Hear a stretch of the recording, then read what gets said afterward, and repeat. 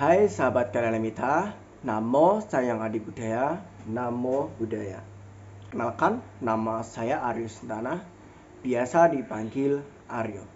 Saya mahasiswa dari Sekolah Tinggi Ilmu Agama Buddha, Cinarkita Lampung, dan saya masih semester 2. Pada kesempatan kali ini, saya akan menjelaskan tentang cara menaklukkan iri hati. Iri hati adalah salah satu yang merupakan suatu emosi yang ketika seseorang yang tidak memiliki keunggulan, baik prestasi atau keunggulan lainnya, ataupun bisa dibilang kekuasaan lainnya, yang bisa mengakibatkan keinginannya yang tidak dimilikinya itu. Ada juga iri hati yang terkadang disebut juga dengki atau hasad, suatu emosi yang timbul ketika seseorang yang tidak memiliki suatu keunggulan, baik prestasi, keunggulan, kekuasaan, kehebatan, dan lain-lain. Itu bisa mengakibatkan orang menjadi iri hati, dan itu bisa disebut juga iri hati.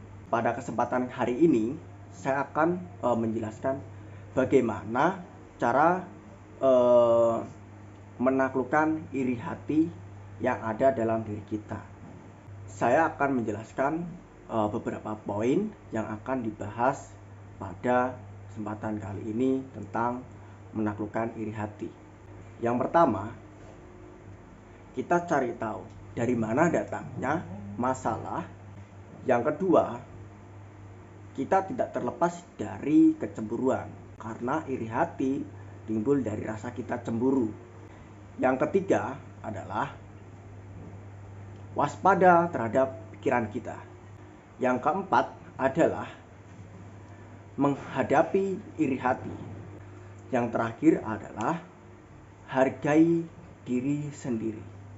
Saya akan menjelaskan tentang datangnya masalah. Yang pertama, datangnya masalah itu tidak luput dari yang namanya rintangan, sebab akibat, dan egois. Orang percaya bahwa banyak lebih masalah datang dari yang sejenis daripada yang sama sejenis. Rintangan begitu banyak sampai kita bisa terlena dengan yang namanya iri hati. Selanjutnya adalah sebab akibat. Kita ketahui dulu kenapa kita ada rasa iri kepada seseorang, dikarenakan ada sebab yang bisa menimbulkan rasa iri. Kenapa? Sebab akibat bisa menimbulkan iri hati, karena adanya pikiran yang baik yang dibangun dan menimbulkan yang baik juga. Buah yang kita petik sesuai dengan pikiran yang kita tanam, kepedihan dan kegembiraan merupakan hasil langsung dari pikiran kita, pikiran yang baik maupun yang buruk, yang berlandaskan pada hukum sebab akibat yang berlaku pada universal semua hal. Selanjutnya ada yang namanya rasa egois pada diri kita sendiri, bisa mengakibatkan yang namanya iri hati. Sifat mementingkan diri sendiri itu adalah salah satu rasa egois yang ada dalam diri kita sendiri. Jadi, kemauan untuk mengoreksi diri sendiri diperlukan untuk mengendalikan emosi-emosi negatif seperti itu. Nah, itulah tadi datangnya masalah yang bisa menimbulkan rasa iri hati pada diri kita. Selanjutnya ke poin berikutnya, yaitu akar kecemburuan. Akar kecemburuan datang dari sifat kita mementingkan diri kita sendiri. Karena jika orang yang berpusat pada dirinya sendiri, maka ia akan hidup dengan dirinya sendiri dan meletakkan orang lain itu sebagai saingannya.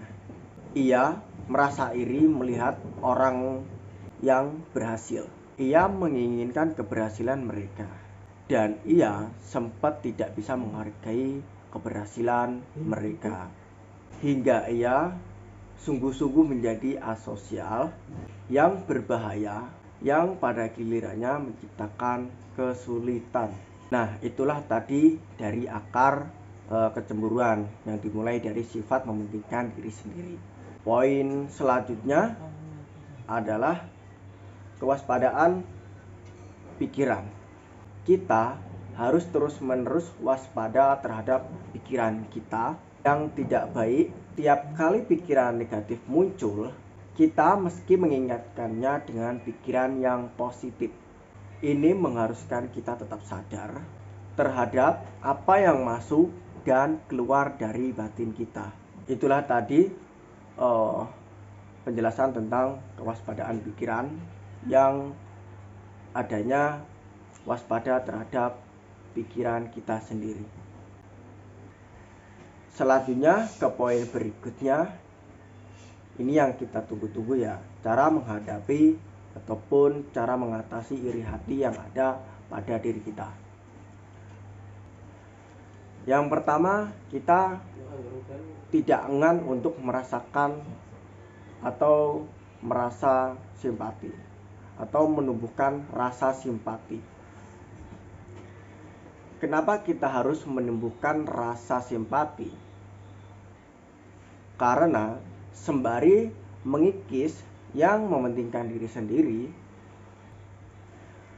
rasa simpati terhadap penderitaan orang lain harus dikembangkan. Hidup yang bahagia dan cukup hati hanya bisa dicapai jika sifat kita terhadap mementingkan diri kita sendiri sudah bisa dibatasi, dan niat baik disitulah akan timbulnya pengertian dan kemurahan hati akan berkembang. Selanjutnya kita poin ke berikutnya, yaitu yang terakhir adalah menghargai diri sendiri. Selanjutnya poin ke berikutnya yang terakhir adalah menghargai diri sendiri. Bagaimana kita menghargai diri sendiri? Yang pertama adalah meluangkan waktu untuk diri sendiri. Yang kedua adalah belajar untuk menerima kenyataan. Yang terakhir adalah menerima kesalahan dan kekurangan dari diri kita sendiri. Nah, itulah tadi penjelasan saya mengenai cara menaklukkan iri hati yang ada dalam diri kita ataupun dalam batin kita. Nah, di sini saya ada kesimpulan ya. Jadi, sifat yang mementingkan diri sendiri itu adalah dari akar yang namanya iri hati. Sedangkan iri hati akan membesarkan sifat mementingkan diri kita sendiri. Terima kasih. Sekian. Namo Sayan Budaya, Namo Buddhaya.